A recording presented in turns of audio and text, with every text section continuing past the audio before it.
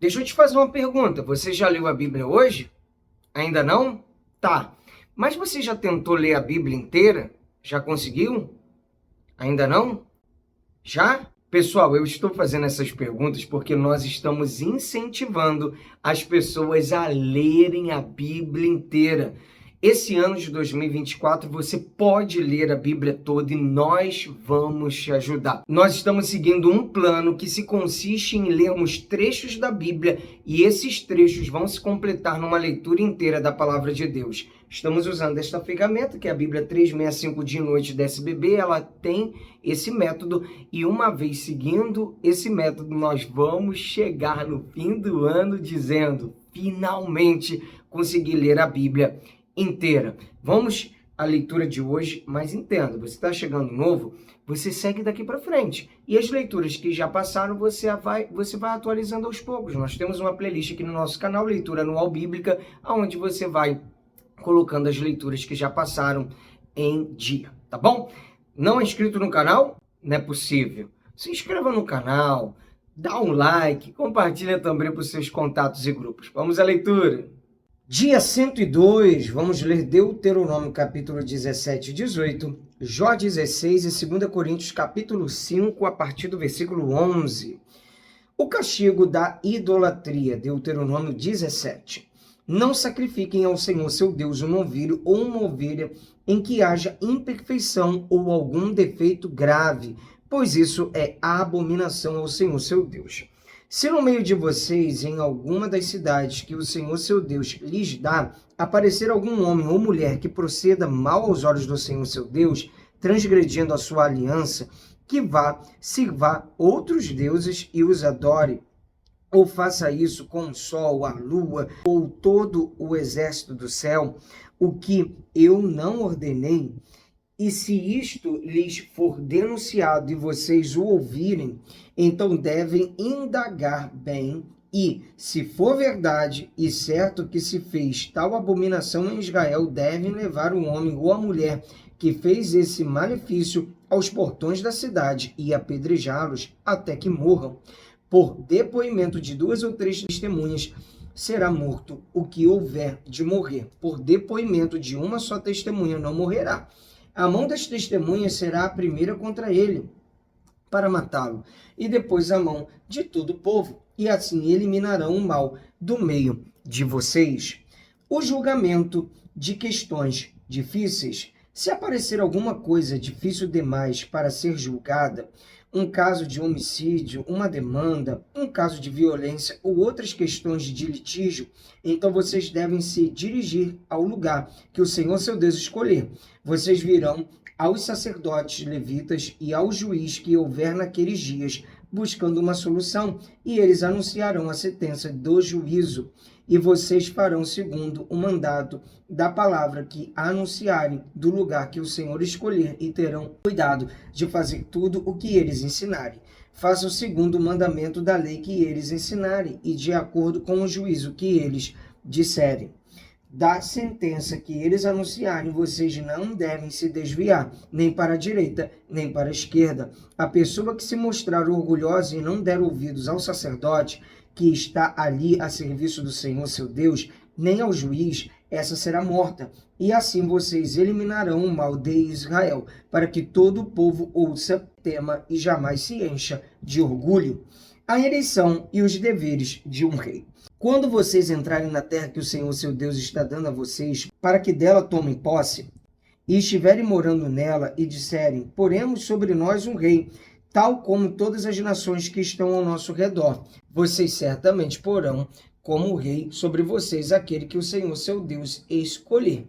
Homem estranho, que não seja do meio dos seus compatriotas, vocês não devem pôr como rei sobre vocês, e sim um do meio dos seus compatriotas. Porém, esse rei não deve multiplicar para si cavalos, nem fazer o povo voltar ao Egito para multiplicar cavalos, pois o Senhor já lhes disse, nunca mais vocês devem voltar por este caminho. Esse rei também não deve tomar para si muitas mulheres, para que o seu coração não se desvie, nem deve acumular muita prata e muito ouro.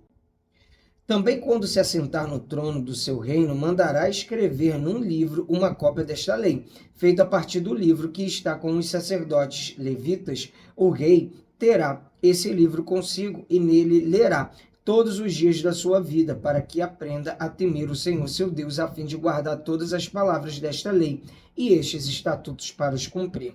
Ele fará isso para que o seu coração não se exalte sobre os seus irmãos e não se desvie do mandamento, nem para a direita, nem para a esquerda. Assim prolongará os dias do seu reino, ele e os filhos dele, no meio de Israel.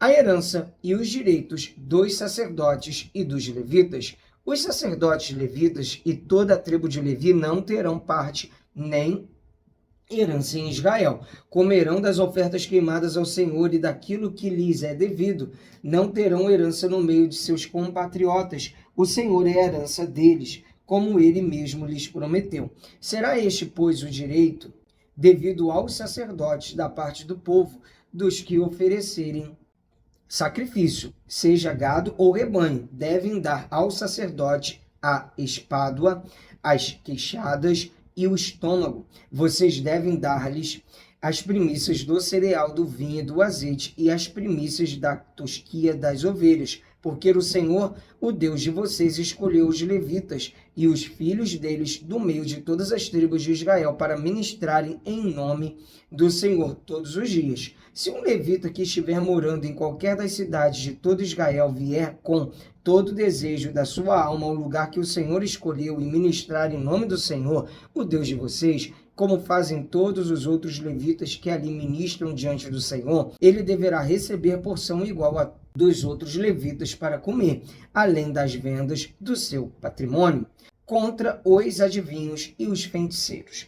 Quando vocês entrarem na terra que o Senhor seu Deus lhes der, não aprendam os costumes abomináveis daqueles povos, que não exista entre vocês ninguém que queime o seu filho ou a sua filha em sacrifício, nem que seja adivinho, prognosticador, agoureiro, feiticeiro, encantador, necromante, praticante de magia ou alguém que consulte os mortos, pois todo aquele que faz tal coisa é abominação ao Senhor. E por estas abominações o Senhor, o Deus de vocês, está expulsando estes povos de diante de vocês. Sejam perfeitos para com o Senhor seu Deus, porque as nações dessa terra que vocês vão possuir ouvem os prognosticadores e os adivinhos, mas o Senhor, o Deus de vocês, não permitiu que vocês fizessem tal coisa. A promessa do grande profeta. O Senhor, seu Deus, fará com que do meio de vocês, do meio dos seus irmãos, se levante um profeta semelhante a mim. A ele vocês devem ouvir, porque isso foi o que vocês pediram ao Senhor, seu Deus, em Horebe, no dia em que o povo estava reunido. Vocês disseram: não nos faça ouvir de novo a voz do Senhor nosso Deus, nem ver este grande fogo, para que não morramos. Então o Senhor me disse: eles estão corretos naquilo que disseram. Farei com que se levante no meio de seus irmãos um profeta semelhante a você, em cuja boca porém as minhas palavras, e eles lhes falará tudo o que eu lhe ordenar.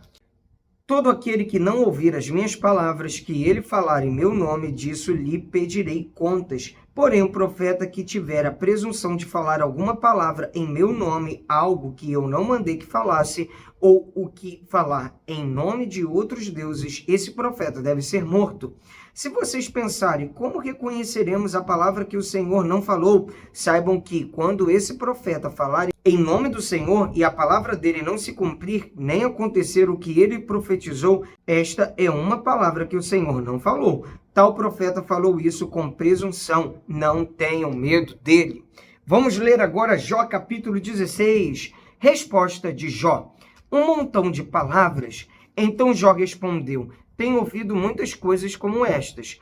Todos vocês são consoladores que só aumentam o meu sofrimento. Será que não terão fim essas palavras vazias? Ou o que é que instiga você a responder assim? Eu também poderia falar como vocês falam, se vocês estivessem em meu lugar. Eu poderia dirigir-lhes um montão de palavras e balançar a cabeça na presença de vocês. Poderia fortalecê-los com as minhas palavras e a consolação dos meus lábios brandaria a dor de vocês. Se eu falar, a minha dor não cessa. Se eu calar, qual é o meu alívio? Deus me esmagou.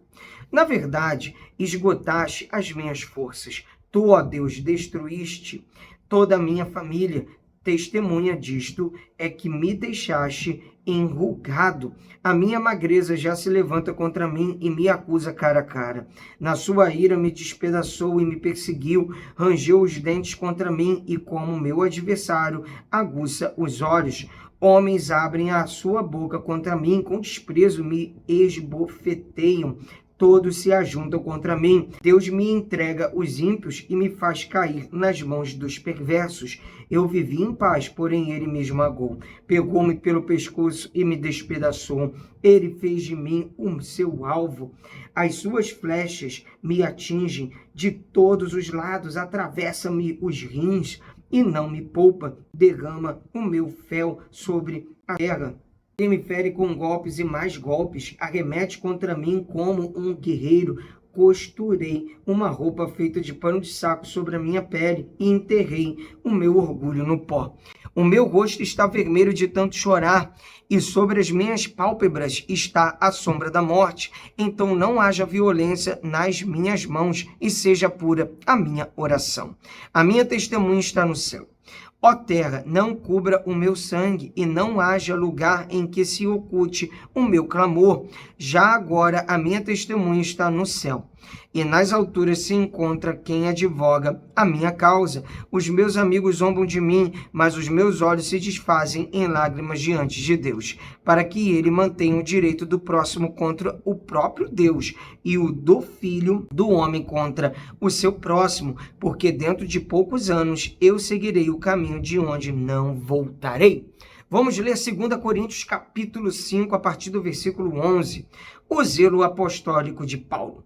E assim, conhecendo o temor do Senhor, procuramos persuadir as pessoas, mas somos plenamente conhecidos por Deus. E espero que também sejamos reconhecidos na consciência de vocês. Não queremos novamente nos recomendar a vocês. Pelo contrário, estamos dando uma oportunidade para vocês se orgulharem por nossa causa, para que tenham o que responder aos que se gloriam na aparência e não no coração.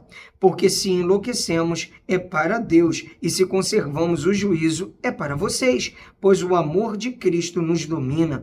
Porque reconhecemos isto: um morreu por todos, logo todos morreram. E ele morreu por todos, para que os que vivem não vivam mais para si mesmos, mas para aquele que por eles morreu e ressuscitou. Assim que nós, daqui por diante, a ninguém conhecemos segundo a carne, e se antes conhecemos Cristo segundo a carne, já agora não o conhecemos deste modo. E assim, se alguém está em Cristo, é nova criatura. As coisas antigas já passaram, eis que se fizeram novas. O ministério da reconciliação.